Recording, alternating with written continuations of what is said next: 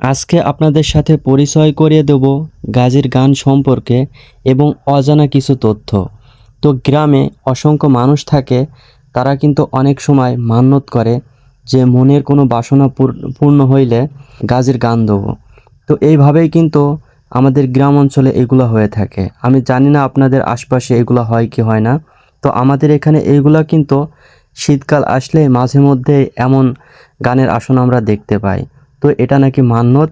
তো এটা নিয়ে আমি বেশি কথা বাড়াতে চাই না, যেহেতু এইটা সত্যি কি মিথ্যা এটা একমাত্র উপরওয়ালাই জানে। তো এখানে এসে দেখছি অসংখ্য মানুষ উপস্থিত। তো আমাদের আশপাশে বলতে গেলে প্রত্যেকটা জায়গার মানুষই কিন্তু এই গাজের গানে উপস্থিত ছিল।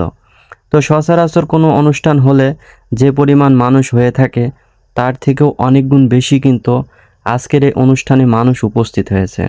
তো আমি এখানে কিন্তু ওইভাবে যাই না বললেই চলে। তো ভাবলাম আজকে একটা ভিডিও করে এই বিষয়টা আপনাদের সাথে শেয়ার করি। আর আপনার এলাকায় কি এমন গাজির গান হয়ে থাকে? যদি হয় তাহলে অবশ্যই আমাকে জানাবেন।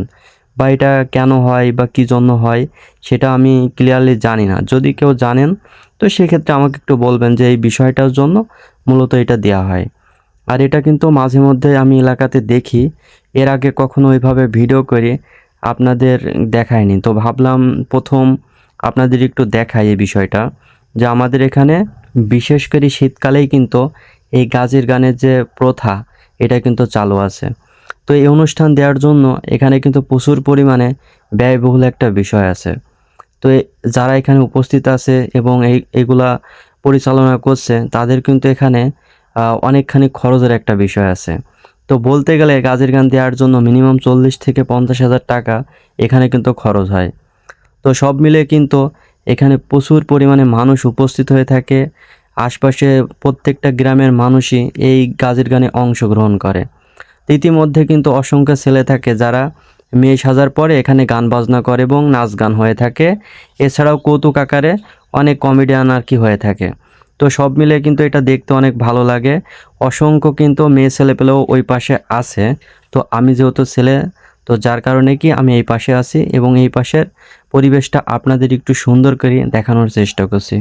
তবে সামনের যে অংশ আছে ওই পাশে কিন্তু শুধু মহিলাদের জন্য। তো মহিলারা এই পাশে আসবে না এবং পুরুষটা ওই পাশে যাবে না।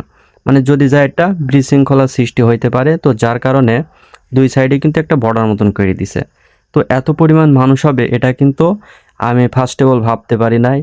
এবং এছাড়াও কিন্তু এই গানের পাশে অসংখ্য দোকান আছে, যে দোকানগুলোতে আমরা ফাস্ট ফুড পাইতে পারি। এছাড়াও এখানে চা, হাবিজাবি অনেক কিছু আছে। সব মিলে কিন্তু ভাবতেই পারিনি যে এখানে মানে অনুষ্ঠানটা এভাবে শুরু হবে বা এত পরিমাণ মানুষ এখানে উপস্থিত হবে।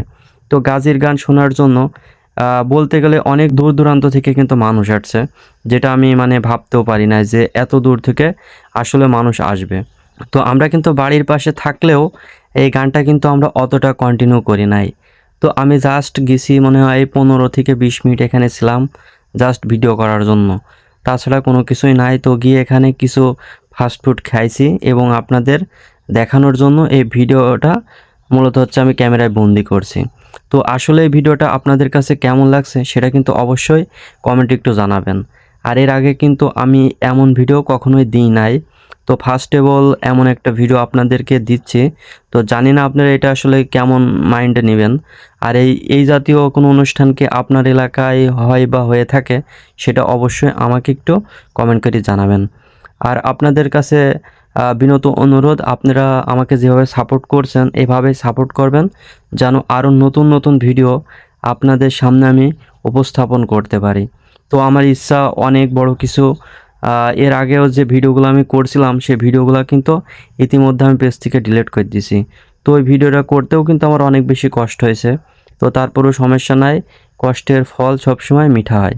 তো আবারও চেষ্টা করব নতুন নতুন ভিডিও নিয়ে আসতে। এবং আমাদের শহরে সুন্দর সুন্দর অসংখ্য জায়গা আছে, সেই জায়গাগুলোও আমি আপনাদের সামনে উপস্থাপন করার চেষ্টা করব।